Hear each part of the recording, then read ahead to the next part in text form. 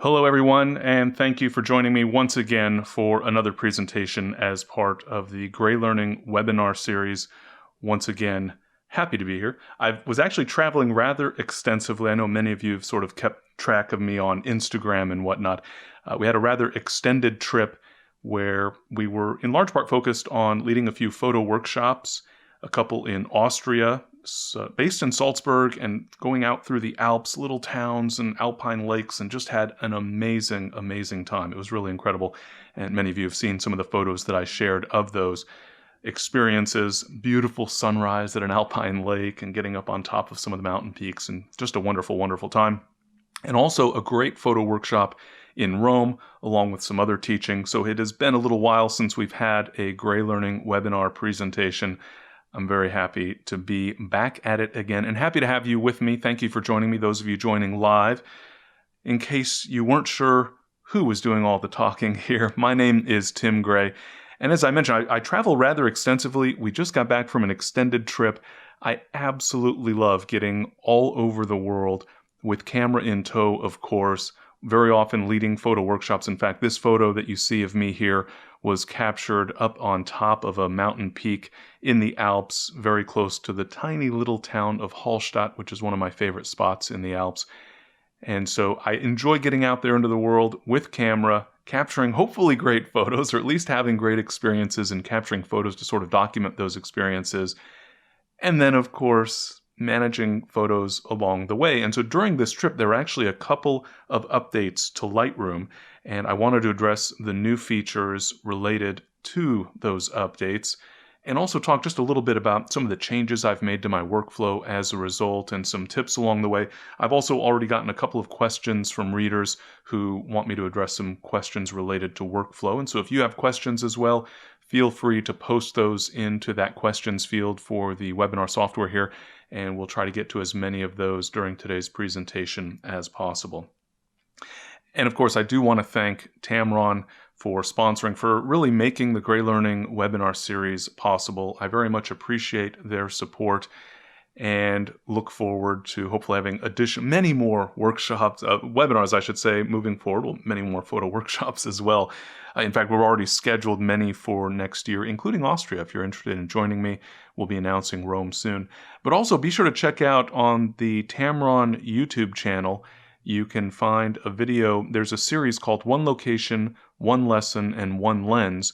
And they created an episode featuring me out in the remarkable Palouse region of eastern Washington state. If you're not familiar with the Palouse, I'd certainly suggest checking it out. It's a remarkable area, and you can find that on youtube.com/TamronVids. That's their YouTube channel, and then you can search for my name, for example, to track down that one episode. But let's go ahead and dive in. So once again, thank you to Tamron. Thank you to all of you for joining me here today. And let's take a look at Lightroom now so that we can take a look, review some of these new features. And actually, I had a request from someone who wanted to make sure that they really understood some of the updates related to the develop module, and in particular, I don't know, can I still call it new, the relatively new texture slider. And so I thought we would start by taking a look at that. That was from the May 2019 release of Lightroom Classic. And I should perhaps hasten to add, in an effort to minimize confusion, that if I say Lightroom, assume that I'm talking about Lightroom Classic. The Lightroom that used to be Lightroom, now there's a Lightroom that's cloud-based that is sort of just Lightroom, and Lightroom Classic is Lightroom Classic, not to be confused with Lightroom, which is cloud-based. It gets very confusing, at least for me, trying to talk about these different versions of Lightroom, and so I hope you'll bear with me. I'm talking about Lightroom Classic today, but I probably won't say Classic every time I'm referring to it. And so let's actually take a look. Well, we'll use a couple of different images here, actually, related to these different sliders, just because they really are designed for different purposes. And in fact, maybe I can find an image that's a little bit more hazy, just to give you a better sense. Here, for example, a photo. This is captured from actually the observation level, or deck, if you will, One World Trade Observatory at the One World Trade Center building. And a rather clear day, reasonably clear day in New York City. but still a bit of haze. And so whenever we're talking about detail, about texture in an image, I think the go-to slider for me is clarity. And among these three sliders that you'll now find grouped together under Presence, so this is in the Develop module, and this is in the Basic section of adjustments, and down at the bottom of that we'll find Presence, which includes texture, clarity, and dehaze. It also has vibrance and saturation. And clarity is the oldest of these. So clarity was added to Lightroom a while back, and I used to refer to it as a haze buster because it can reduce the appearance of haze. So if I increase the value for clarity, you'll see that it appears that I've reduced the level of haze in the image. I can actually go to a negative value if I want to give more of a hazy effect, but then Adobe introduced the dehaze slider, and suddenly the clarity adjustment didn't seem like a haze reducer, it just seemed more like a sort of mid-tone contrast enhancement tool. I'll take clarity back down. In fact, I'll just reset that to 0 and then bring dehaze up. And you can see, obviously I'm getting exaggerated colors. I'm obviously getting a darker image, a little bit more contrast in general, but I'm also seeing a reduction in the overall haze in the photo. Well, reducing haze in many respects is enhancing contrast, or you might think of it as sort of being similar to sharpening, but it's like sharpening on a larger scale. So this is like removing the building from the haze in the background. That's a pretty big scale. And then the clarity slider is sort of more like making the buildings themselves stand out from one another and making the individual details. So sort of the highlights versus the shadows in the Empire State Building here, for example, standing out just a little bit more. And then texture takes that a step further, a step smaller. So now we're talking about fine details, so the smallest areas of detail in a photo. And so, for example, if we come back to another image here, this photo, you can see I've applied some clarity to it, and that helps to give me just a little bit more contrast. With texture, I can then start to get a bit more kind of grit, a bit more fine detail. So things like wood texture, anytime the tiniest of details are something you want to enhance, then texture is, I think, your go-to tool. And as with all three of these sliders, we can use a reduced value to tone down those fine textures. And so essentially what we're talking about is either enhancing detail or toning down detail. So we want you to be able to see all the detail, or we want to hide the detail. So like skin texture, we don't want to show off all that texture, we want to smooth it out. So all three of these sliders, increase to enhance texture, reduce in order to smooth out textures, and then the individual sliders really relate to scale. Dehaze is operating on a large scale, clarity is, we'll call that working on a medium scale, and texture is working at a very fine or very small scale. But all of those can be used in conjunction, of course, depending on the image. All right, so then jumping forward, there was another update, and I know there were a lot of photographers, there still are many photographers that are a little skeptical about this whole subscription plan for Adobe software. I totally understand that. It's not really the subject of today's webinar. But the concern is that you're paying your money and not necessarily, getting much for it. And I do have to give Adobe credit for having quite a few updates rather regularly. And so there was an August update and a November update, both of which include some pretty cool features. So let's take a look at a couple features that are new from the August update. One of those is GPU for image processing. So I'm sure you've heard about the GPU, the graphics processing unit, your video card. You have a CPU, the central processing unit, the processor in your computer, but now software is starting to take advantage of the graphics processor as well.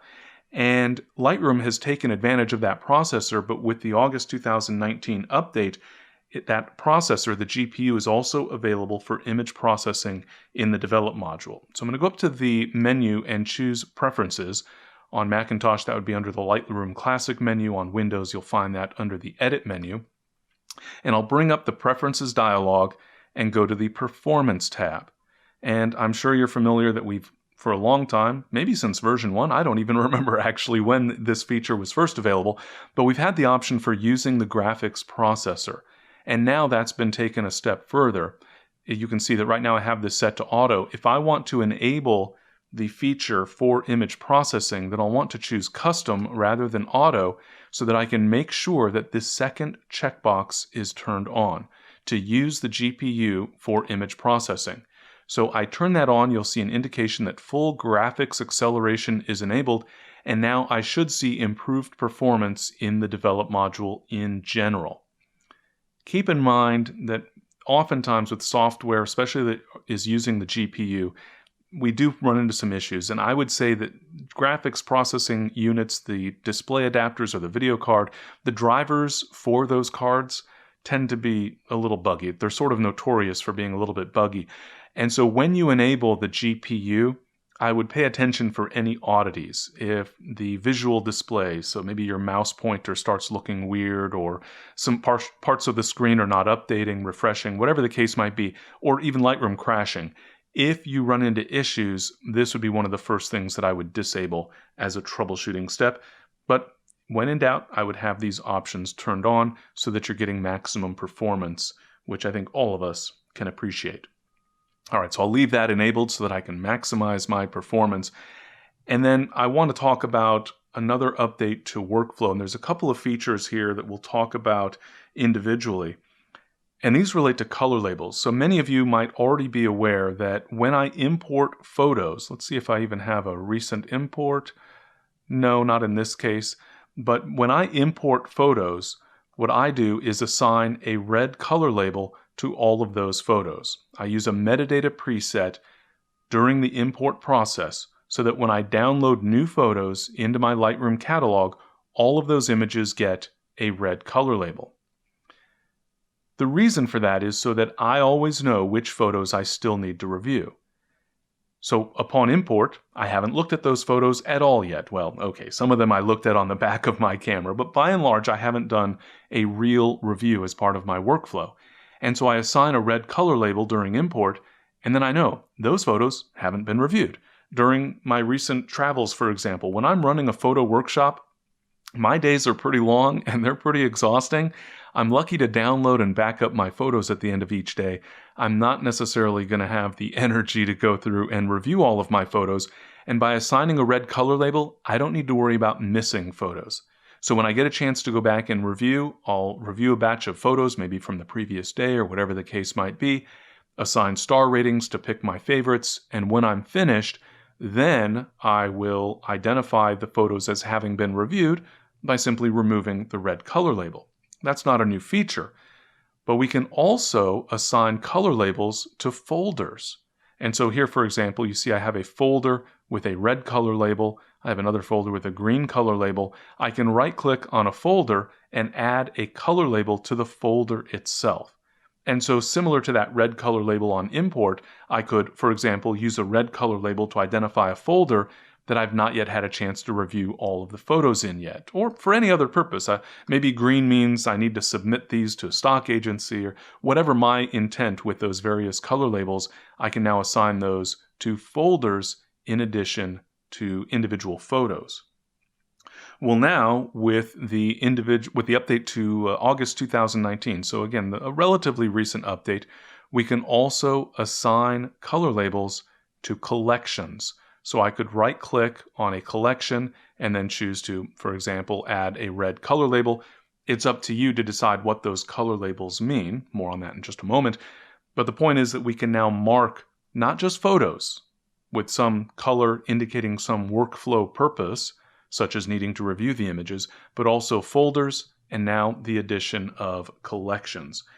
And that, I think, is a pretty handy update. I find this to be tremendously helpful in my own workflow, because so often I might be downloading photos into multiple folders, I might be creating collections for different projects I'm working with along the way, and I just want to be able to mark them in some way so that I can remind myself that I still have work to do, for example, on a given group of photos.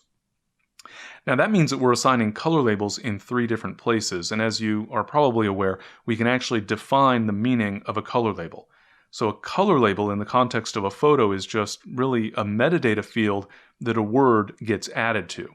And so if I go up to the menu and choose metadata, followed by color label set, and then go to edit, you'll see that I can choose to define what my color labels mean. And in Lightroom, The defaults are that the red color gets the word red, the yellow color gets the word yellow, etc. Pretty straightforward.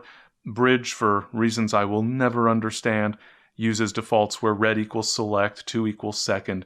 These tasks, as it were, don't even necessarily mean anything to me personally, and yet Adobe decided those are the words to use rather than the more logical names of the colors. Well, now that we're able to assign color labels and define what we want the labels to actually mean, we can also change the definitions for color labels for folders as well as for collections. So, for example, for the folders, I might say, red means I need to review it, and yellow means I need to submit it to somebody, whatever the case might be in my own particular workflow. Keeping in mind that we're only assigning a single color label to any folder or collection, the same as for photos. And so we could change these definitions. Now, personally, I don't recommend making these changes. I would just leave them as colors and you decide what they mean. Having said that, though, for images, I would say definitely leave these color labels alone so that they just match the names of the colors. But for folders and collections, keep in mind that this metadata only exists within your Lightroom catalog. This information is not going out to the actual folders on your hard drive, and so you could be a little more flexible, you might say, with these particular color labels. So the folders could be, for review or whatever the case might be, so that then when you're filtering later, you just have that additional information. And more importantly, I guess, you have this information right here to kind of remind you, wait, what does green mean for a folder again? And you could come back and check. So I'm just going to cancel here, but keep in mind that we can now identify individual values for those color labels. So we can assign color labels to photos, to folders, or to collections, and we can define what those color labels actually mean for each of those individually. Now, as I'm browsing around amongst various photos here, you might notice, of course, that when I'm in the grid view, I have my grid view configured so that you can see the index number. This is not the file number. In this case, it happens to correspond. But if we go to a different folder, for example, let's take a look at some Palouse photos, and we'll see that this image is number 8387 in terms of the file name, but its index number is 1. And if I apply a different filter, then those numbers might change. So you see it's 1, 2, 3. It's just an index number for the photos that are currently being displayed. So I'll go ahead and just, let's see if we have any. I'm sure we must have some star-rated images in here. Do we have any 2-star? No, we don't. But now I've chosen a filter so that only 1 star and greater is displayed, and now a different photo has that index number of 1. The reason I point that out is that those index numbers are now available on the film strip as well. So if you look closely at my film strip, at the top left corner of each of those images, you can see that there's a small index number. It's not the file name. It's not the number out of the file name. It's just based on which photos are currently displayed. This is the first image. This is the second image. This, I find, is mostly useful when you're discussing images with someone else, perhaps with a client. Maybe not quite as helpful when it comes to just your own personal workflow. Also, there's been an update. This will be the last one I talk about in terms of August 2019. Then we'll move up to the latest update, the November 2019 update. And that is the ability to to batch process multiple photos into either HDRs or panoramas. So I'm going to go to this folder. This happens to be a panorama folder. And in this case, I don't have multiple images within this folder, but the same thing. In fact, I could take the HDR panorama folder here, make these thumbnails a little bit smaller, and we could find the individual batches of images. So, for example, here is a batch of photos. It looks like we have dark to light and then dark to light again. Well, I can actually batch process these images. So the first step is to put them into stacks. And so if I click on the first image and then hold the Shift key and click on the last image in order to group them into stacks, so I'll go ahead and just right-click on the selected group of photos, go to stacking and group into stack, and then I can go to my next set of 5 images. I'll just do a couple of them here just so we can see the concept. Once again, selecting multiple images and then right-clicking on any of those selected images, choosing stacking, followed by group into stack.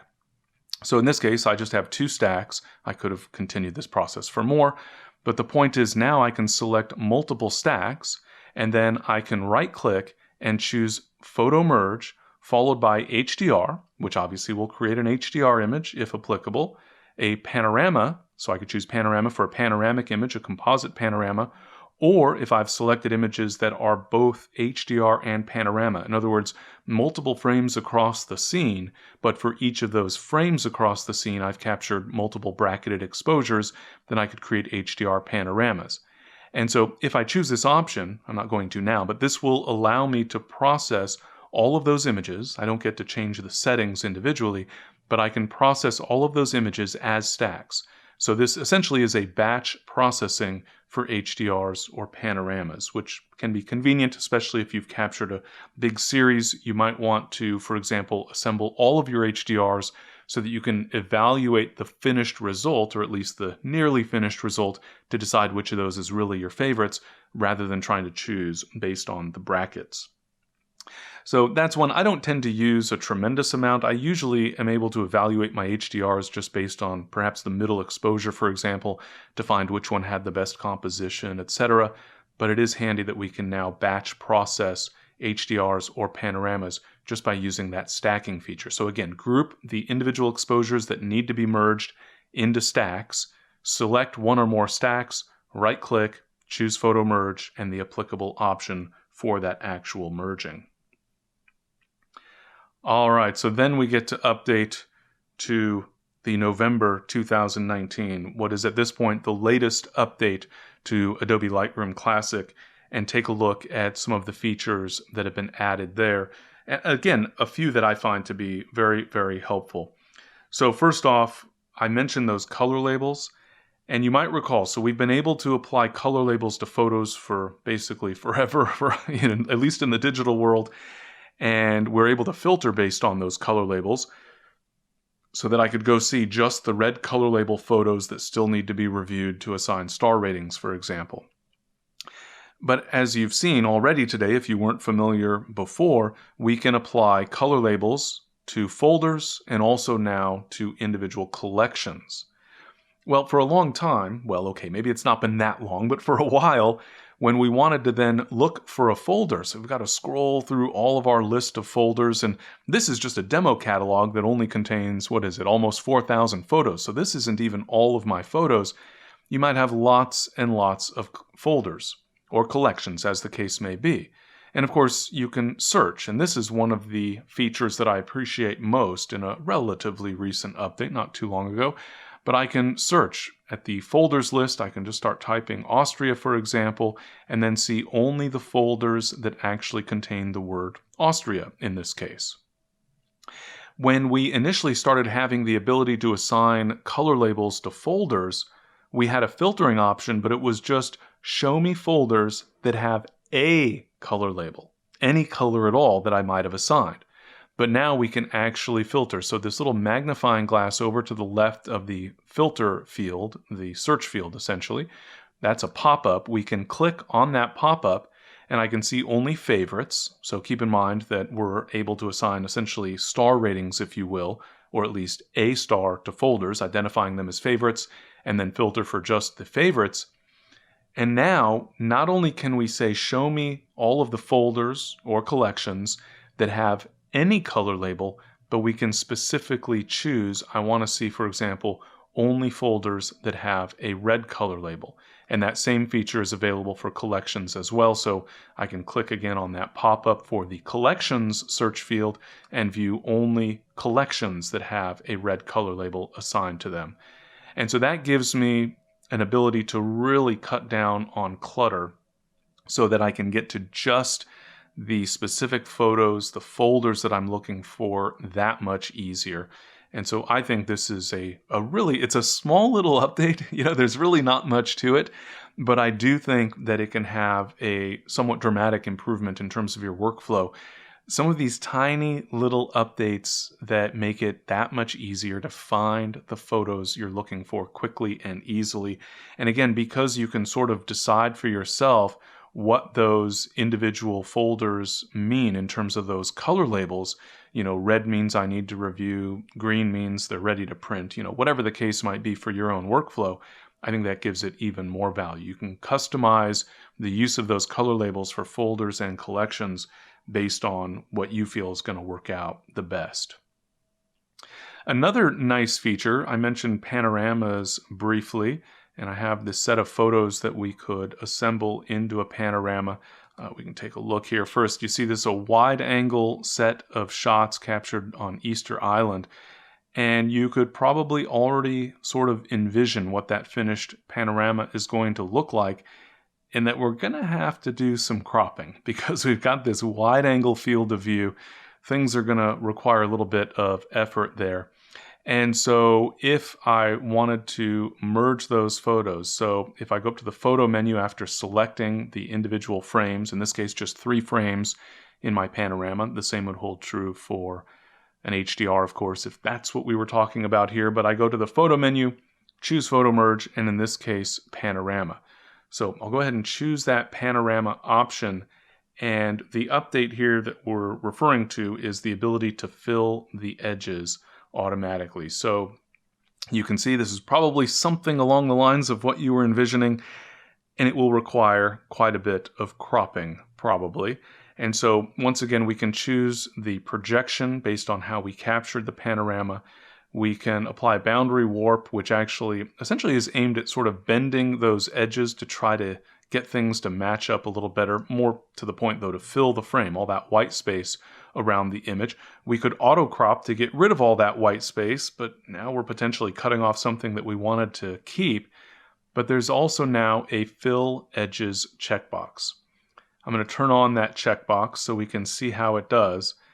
And I chose this image for a reason, actually. Usually when I'm choosing an image that I want to demonstrate a technique with, it's an image that works really, really well with that technique. In this case, you can probably see this image does not work all that well.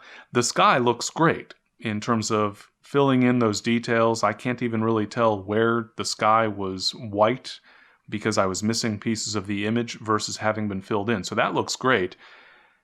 But if you look at the far right, toward the bottom right corner of my panorama, you can see that we've got a couple extra Moai statues. They're not blended in very well, so that's not looking all that good. Over on the left side, we've got a bit of a cluttered mess here. Lightroom wasn't really quite sure what to do with some of those details along the edges. So that fill edges option really works best for situations where you've got something that's relatively easy, essentially, to fill in, such as a sky or a nice clear area down below. The grass obviously would work out pretty well for that.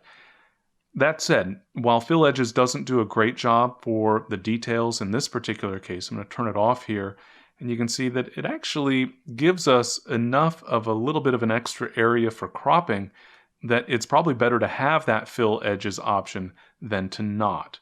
So it certainly isn't going to produce a perfect effect all the way around all of the edges for every panorama, but it does a pretty good job overall, and then I could crop this later. So if you sort of envision how I would have needed to crop if we didn't use fill edges, I'd have to crop pretty tightly to these statues and a little bit tightly down below in order to accommodate this angle off to the side. Or, of course, I could use that boundary warp, but that also undid the warping for that wide angle lens effect. And I actually, in this case, kind of like that wide angle effect for the panorama. And so to me, I'd rather fill those edges and then crop into a proper panorama, you might say. So a handy little feature, sort of, that content-aware fill that we all wish would come into Lightroom Classic in a more meaningful way, but at least now we have that as part of the merge for panoramas. So of course, processing some images, and then maybe we ultimately decide that we have some photos that we're happy with. So for example, maybe I'll filter my images, won't worry about the color labels. Do I have any 2-star ratings? Sure, here's some 2-star rated images. I could go through and find photos that I like from a given trip. So here's some images from Italy that I've assigned 2 stars to, and maybe I want to share these so that I can use them perhaps to promote my photo workshop in Rome. And so I want to export these. Well, might want to export for different purposes. So I'm going to select all of these images. And how many is that? That's 7 photos that I'm now exporting or ready to export. And I'm sure you're all familiar with the basic workflow here. It's pretty straightforward. We select our photos and we click the export button. And if you have prepared your presets for exporting, in other words, you've saved your settings, then this is a really quick and easy process. So for example, I like to share my photos on Instagram. You can find me as Tim Gray Photo on Instagram, and please follow me and like all of my photos. It will greatly improve my self-esteem. But I've created a preset, an option for basically sort of automatically, or at least automatically setting up the various options. And so when I'm sharing to Instagram, I simply choose my preset and I click export, and the process is finished. Of course, in order to actually have that option, I needed to click Add in order to create a new preset. So configure all of my various settings. So for Instagram, for example, I'm exporting to my desktop into a folder called Instagram Share. I'll then rename it and apply any changes I want, etc., before putting it onto my smartphone so that I can actually post it to Instagram. I'm not renaming, but I could do that if I want to. I'm not using videos. I'm saving as a JPEG at an 80% quality and resizing to 2000 pixels on the long edge. I'm also removing person information in case I had added that. In other words, choosing which metadata. I could add a watermark. But again, the point is that all of these settings have been saved as part of a preset. And I think that that's a great approach. So when I'm preparing images for my blog, I want them 600 pixels wide. When I'm saving them or exporting them for Instagram, I want them processed a little bit differently. If it was for printing, it might be a TIFF image at full resolution, whatever the case might be. But what if I want to post these images to Instagram and to my blog? Well, as has essentially always been the case, if I've saved a preset, I can simply click on the preset from this list over on the left in order to choose which preset I want to use for exporting these photos. But now, as of the November 2019 update to Lightroom Classic, I can also choose multiple presets. So I can, instead of just clicking on the name of the preset, I can click the checkbox over to the left of the name in order to turn on that particular preset. So I'll Instagram Share in this case, and the blog. And I could turn on as many of these checkboxes as I'd like. And so I can select the individual presets that I've previously created and export my photos for multiple purposes. So in each of these cases, a folder would be created if it didn't already exist on my desktop. So for the Instagram preset, that's an Instagram Share folder. For the blog image preset, I believe the folder name was blog, very simply, very creatively. And so I'm able to select multiple, and now my images, all of the selected, in this case those 7 images that are in the background here on the film strip that I had previously selected, I can export them both for Instagram and for my blog and for any other purposes that I've created a preset for, and have multiple copies of all of those photos to the specific specifications, the particular attributes that I defined when I created that preset in the first place. And so I think that is a wonderful option, because very often if I want to share my photos, I'm actually sharing them in more than one place. And so now we have that ability to turn on the checkboxes for as many of those presets as we'd like. And speaking of presets, let's take a look at a different type of preset. I'll just cancel in this case since I don't actually need to export these photos. And we'll go into the Develop module.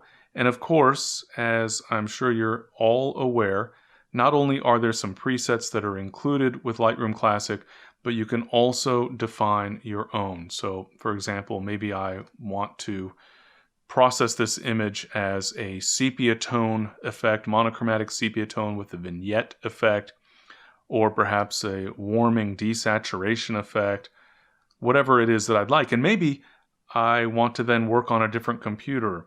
Or maybe some of my readers, some of my viewers say, wow, that's a beautiful preset.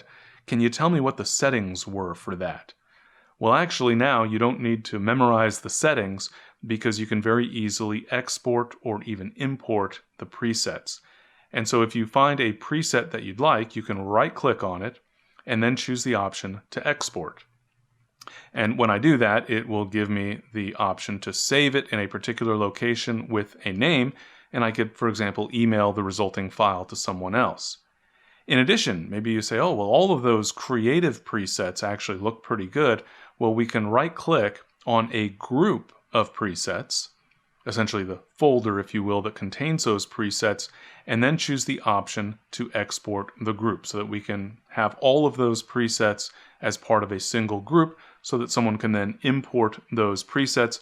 And of course, we can import the presets as well. So if we go to the plus button to the right of the presets heading and click, not only can we create a preset, but we could also import. So I could export presets, send the files to someone else. They could then import those presets and have all of them available right there inside of Lightroom. Now, this was something that could be done in the past, but not anywhere near as easily and streamlined as it is now. In addition, some of you love using the history, understandably.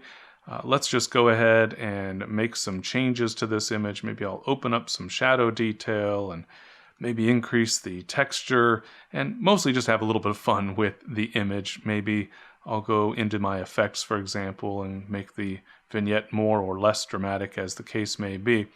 But the point is that after a while, your history starts to get a little bit perhaps long. Now, frankly, I don't consider the history all that important in the first place, because keep in mind that all of our adjustments in the Develop module are completely non-destructive. And so at any time, I could just reset an adjustment or turn off an adjustment. So for example, I could turn off effects altogether with that little switch on the left-hand side and get rid of the vignetting and the grain. Or I could reset individual adjustments. I could hold the Alt key on Windows or the Option key on Macintosh.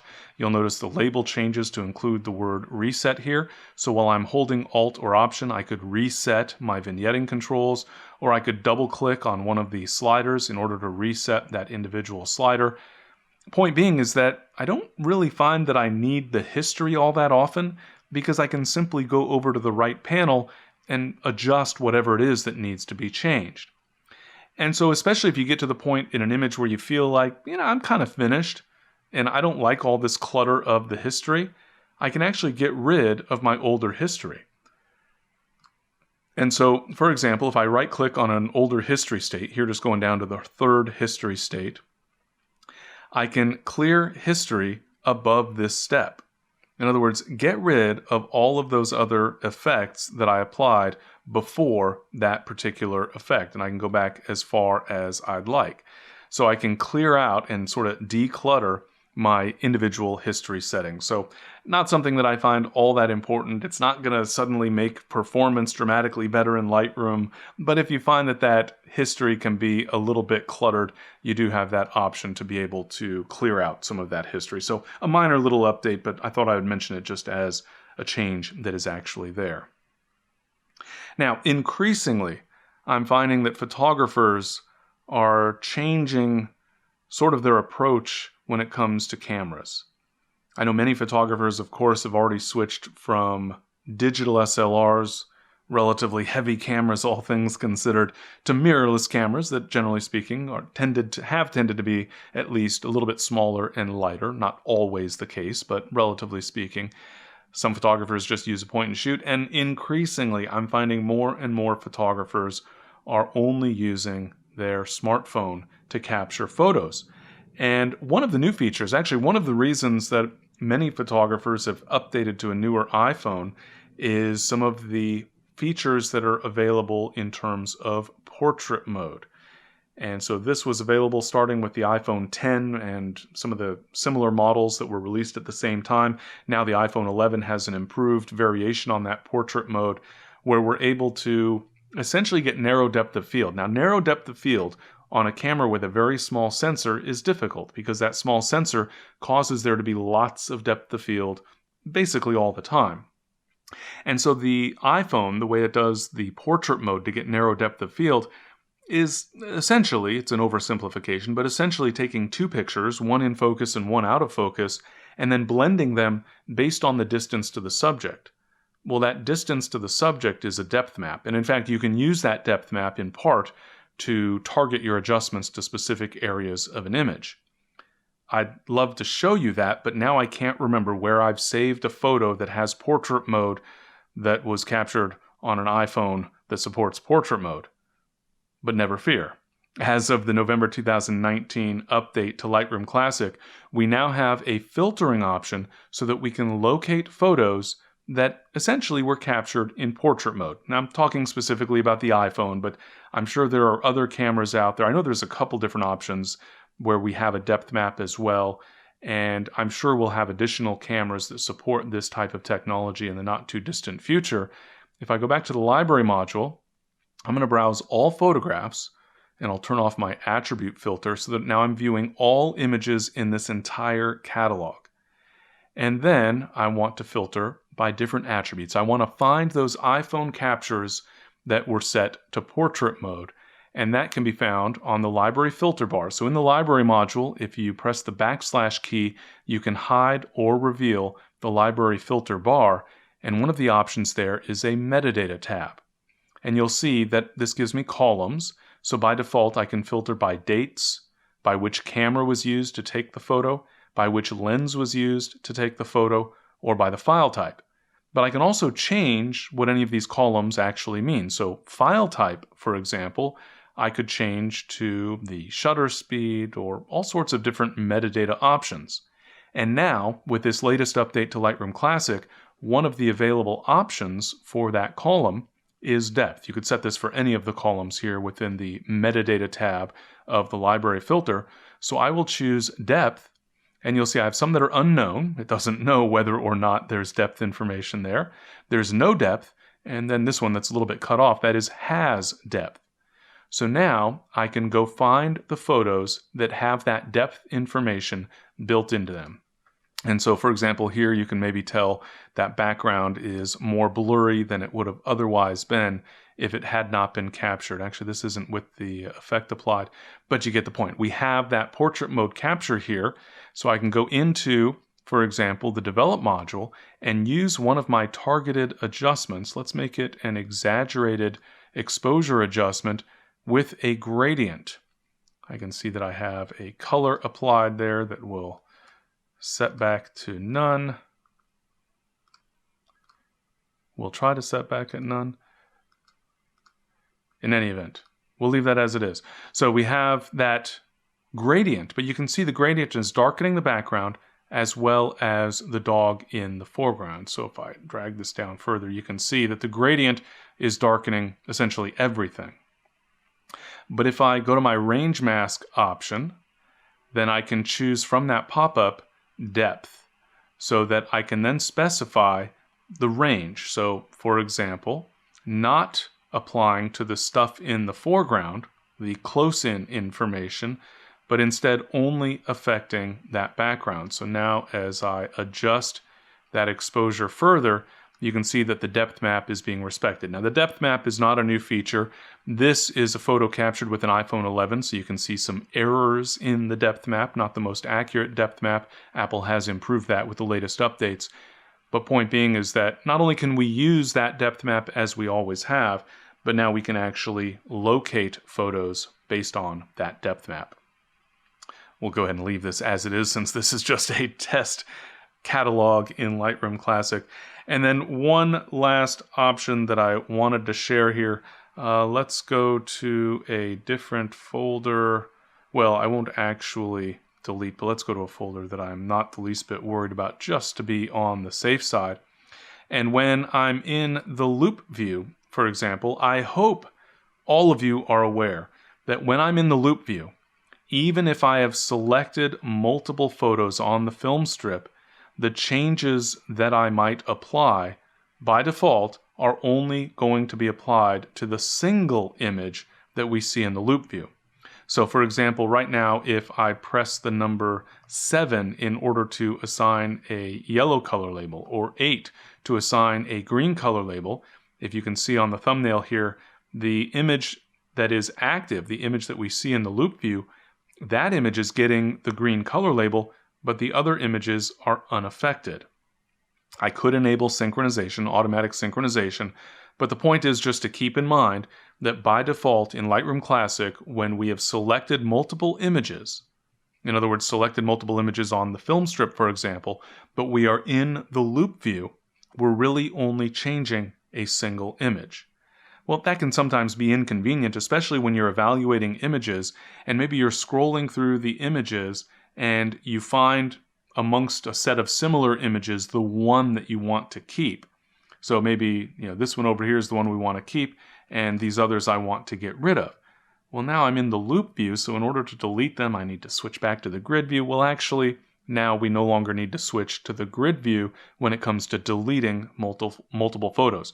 So I can hold the Shift key on the keyboard, and while I'm holding Shift, press Delete or Backspace on the keyboard, and now I'm going to be removing or deleting not just the one image that we see in the loop view, but all 5, in this case, photos that I've selected down on the film strip. And as always, when I choose to delete, or to really the command is to remove the photos, I can choose to remove the images from my Lightroom catalog and keep them on my hard drive. In other words, I'm not managing them anymore, but they're still taking up space on my hard drive, and for that reason, it's not the option that I prefer. But I also have the option to delete from disk. In this case, I'm not going to actually do that, but the point is this added little convenience, especially when you're reviewing photos, is that we can delete multiple photos from the film strip, even if we are in that loop view display. So, of course, my fear is that makes some of these things even a little bit more confusing, but keep in mind, metadata updates by default will only affect the single image that you're seeing in the loop view. And the change now is that deleting will take effect to multiple selected photos, even if you're in the loop view. So, of course, I guess the point is, be careful. Make sure that you're aware of that behavior.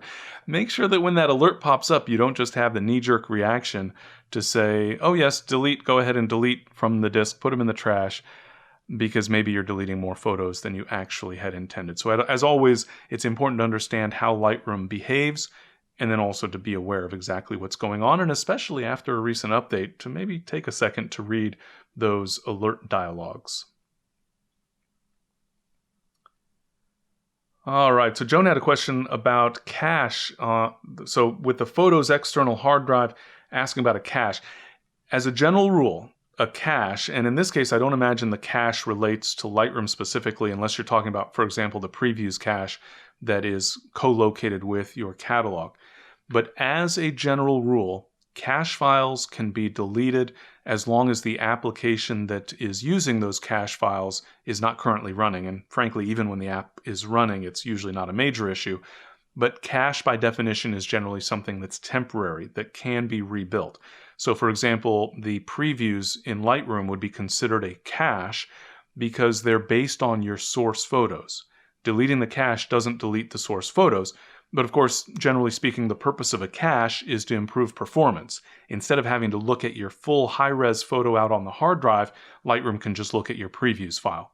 So in general, and what you might be seeing there actually is, Joan, the cache for Adobe Bridge, if you've also used Adobe Bridge to browse your photos, and those two can be deleted to free up that space, because if, for example, Adobe Bridge needs to build a cache, next time you browse the folder in this case rather, it will rebuild that cache for you automatically. Great follow-up question, Jennifer. So she's asking, does the color label for the folder or the collection apply the color to each image inside the folder? And the answer is no. And so, for example, here's a folder that has a red color label assigned to it. And if I switch to the grid view, we could scroll through and probably find, well, in this case, it looks like we have no color labels whatsoever. So no, just by virtue of adding a color label to a folder or collection, the images do not get that color label. So what that means is that the color labels for folders or collections are separate from the color labels for photos. And it means if you did want to assign a color label to all, we would need to, for example, select all, And in the grid view, remember not the loop view, but the grid view, I could press, for example, the number 6 to assign a red color label to all of those selected photos. So great question here from John. Noticed when I was exporting, they noticed that I did not click or turn on the Add to Catalog checkbox when I was exporting. Are there reasons not to do this? What I would say actually is I'd have a hard time finding out, personally I would have a hard time understanding why you would want to do that.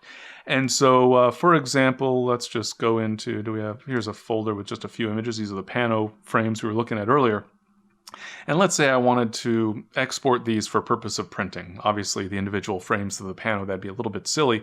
But I go to export, and let's say this was a printing preset, so it's not resizing, etc. The question here is this add to this catalog checkbox. Why would I not turn it on? And I would sort of flip that to say, why would I turn it on? In my mind, what I'm managing inside of Lightroom is my master folder, my master photos. They are my master photos.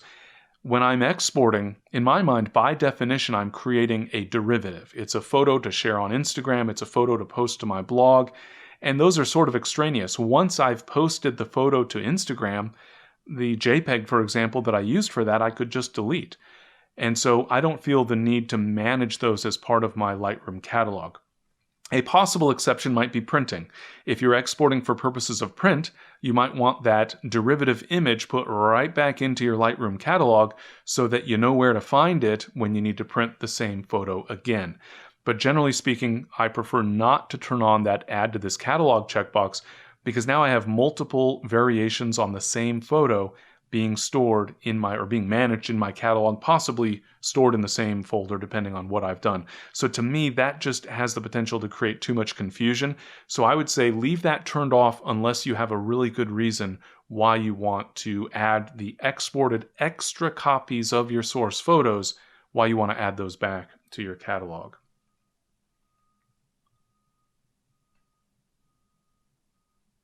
All right. So Sam asks if we can use with the pano. I talked about that fill edges. Can we use fill edges and boundary warp? And right now the answer is no. I think that would be a clever capability. It sort of makes it more distortion correction, which of course you could apply later in your workflow as well, but it is one or the other. How do you want to deal with that extra space? Do you want to use boundary warp to sort of stretch things to fill the space? Do you want to just crop to get rid of the extra space? Or do you want to use that new fill option?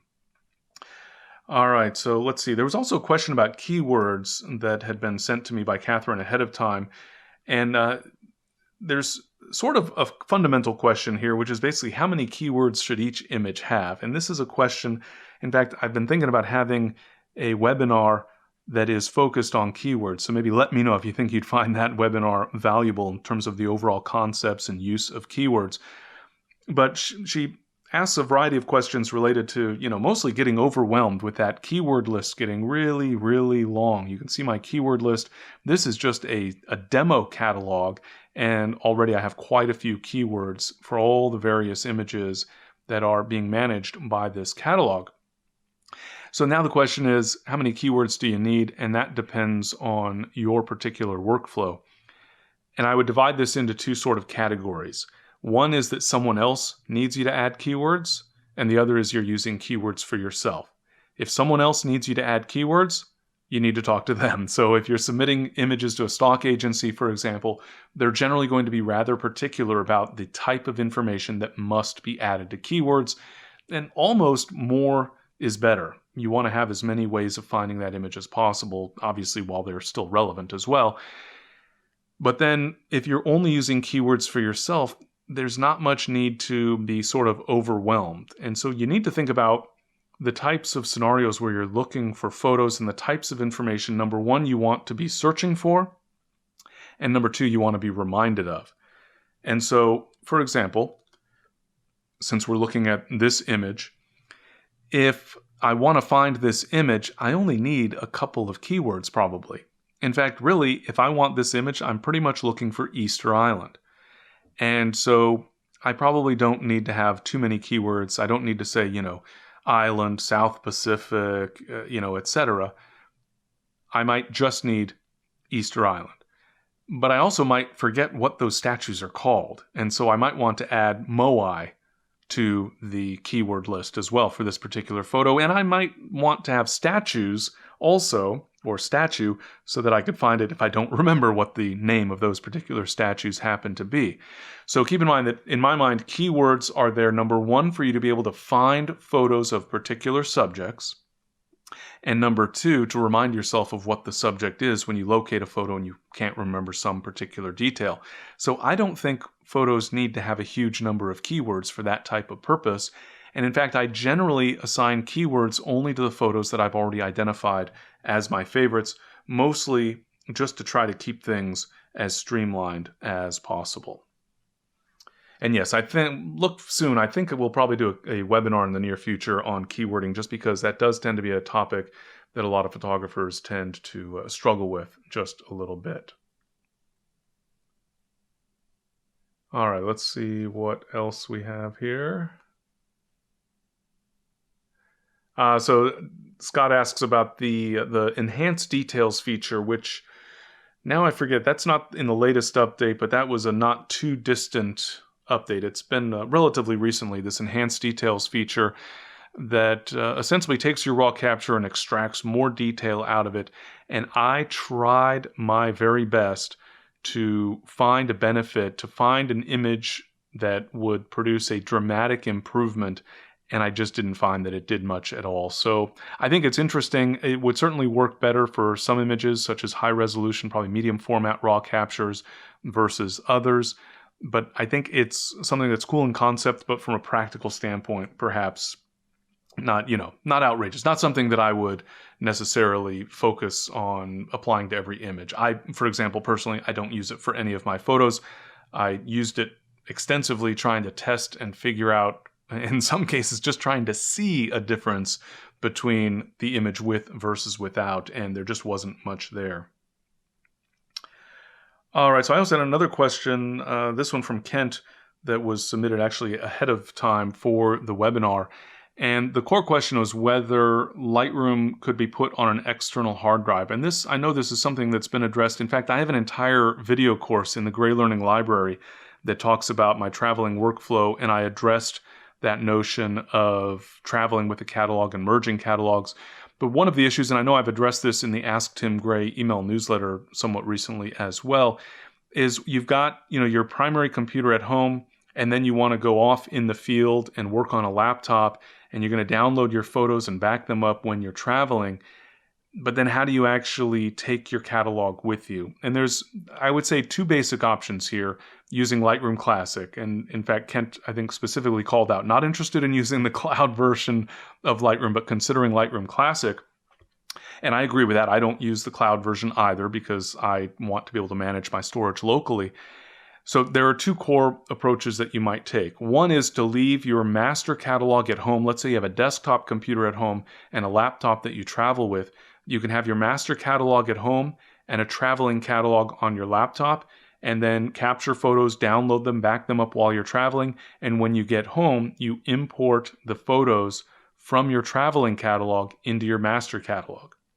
The other approach is to take your catalog with you. So for example, if you're going to travel with an external hard drive that contains your photos, you could put your catalog onto that external hard drive as well, and then open your catalog from the external hard drive. And so, for example, then you just move your external hard drive with your Lightroom catalog. You have Lightroom Classic installed on both computers, and then whichever computer you're working on, you plug your external hard drive into that computer, you open the catalog from the external hard drive, make sure it's a fast external hard drive so you're getting the best performance possible, but then you can take your catalog with you, working on Lightroom from essentially any computer that you'd like. And then you've got everything all in one place. You could have all of your photos on that drive, or you could have just some of your photos on that drive. Maybe you're leaving some of your photos at home, whatever the case might be, but point being that you have a single catalog in one location. Or something I've addressed recently, and actually something I've done for, my goodness, probably it's at least 10 years, probably going on 15 years now, that I have used a laptop as my exclusive computer. I do not have a desktop computer. I only have a laptop. And so my Lightroom catalog is on the internal hard drive on my laptop. So no matter where I am, if I have my laptop, I have Lightroom, and then my photos are on external hard drives, and so I simply plug in the external hard drive as needed. Of course, I can still browse my photos based on the previews in Lightroom even without the external hard drive, but I can access the photos as well if need be. And so I find that's a wonderful solution if you get a reasonably fast laptop, keeping in mind that then when you're at home, you could plug in a full-sized big screen monitor. You can plug in a normal or use a Bluetooth keyboard. You can use a regular mouse or a trackball or touchpad, whatever you'd like. You can essentially use that laptop with all the comforts of a desktop computer. It's just a smaller, and granted, not as expandable, not probably as fast as a desktop computer could be, but I find personally that that gives me a tremendous advantage in terms of it doesn't matter where I am, I always have my real computer with me. All right, so that's all the time that we have for today. I want to once again thank Tamron for sponsoring the GreyLearning webinar series. Thank all of you for joining me today for what I found to be a fun presentation. I hope you found it to be a helpful presentation covering some of the newest features in Lightroom Classic and some of the workflow considerations that you might think about related to that. So thank you again. If there are additional questions that I didn't get to or that you think of after the fact, feel free to send those to me via email or send them via the submit form, the contact form on the GreyLearning website, and I'll get to as many of those as I can, including featuring as many of them as I can in upcoming editions of the Ask Tim Gray email newsletter that I hope all of you subscribe to. You can find that at asktimgray.com. But once again, thank you very much for joining me, and I'll hope to see you again on the next presentation as part of the GreyLearning webinar series. Thank you very much.